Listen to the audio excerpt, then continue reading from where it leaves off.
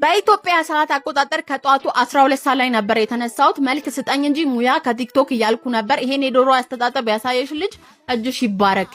ጸዴ ነው የምላችሁ። በእጁላ እንደዚህ አይጸዳም። እንዲህ ዘፍኩትና ከሰል ማቀጣጠል ጀመርኩኝ። እስኪ ቀጣጠል ማታ የተጠራቀመ የሀገር እቃ ነበረ። እነሱን አጣጠብኩኝና ማታ ያቁላላሁትን ቁሌት ጣድኩኝ። በእጄ የተወሰነ አጠብኩት። እንቁላል ከጎን ጣድኩኝና እንጀራ መጋገር ነበር የጀመርኩት። ሜንሽን ማረግላችሁን አካውንት ተባካችሁ ፎሎ አድርጉልኝ። ትንሽ ነው የቀረኝ ቻሌንጁን እንዳጠናቀቅ እየተባበራችሁኝ እና ዶሮውን እንደዚህ ጨመርኩትና እንጀራዬን መጋገር ነበር እየቀጠልኩት ማለት ነው። እና ላይክ ሼር ኮፒ ሊንክ ሪፖስት እያደረጋችሁ እንቁላል እንደዚህ ጨመርኩበትና ዶሮዬ ደረሰ በአጠቃላይ ማለት ነው። እንጀራዬንም ጨረስኩኝ። ወደ ቤት ገብቼ መዝሙሬን ከፍቼ ቤት ማጽዳት ነበር የጀመርኩት ማለት ነው።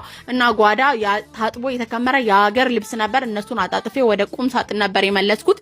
እና አልጋዬንም እንደዚህ ፏርጌ አነጠፍኩኝና ቤቴን ውሃ እያረኩበት ነበር ሁላ ሳጸዳው የነበረው አለቅ ብሎኝ በሞልዋያ ማለት ነው። እና በረንዳይን እንደዚህ አጠብኩኝ።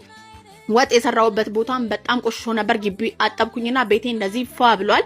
እና እኔም ልጆቼም ታጥበን እንዲህ ፏ ብለናል። ከዛ ባለዚህ ፏ አድርጌ ነበር እንዲያቀርጣ እንደዚህ ሰብሰብ ብለን በላን ማለት ነው። እና ከዛ ቡና የማይቀረው ነገር በበዓል ቀን ቡና በፍጹም አይቀርም። እና ቡናዬን እንደዚህ አፈላው ጨስጨስ አድርጌ ቡናችንን ጠጣን። ወዳችኋለሁ ባይ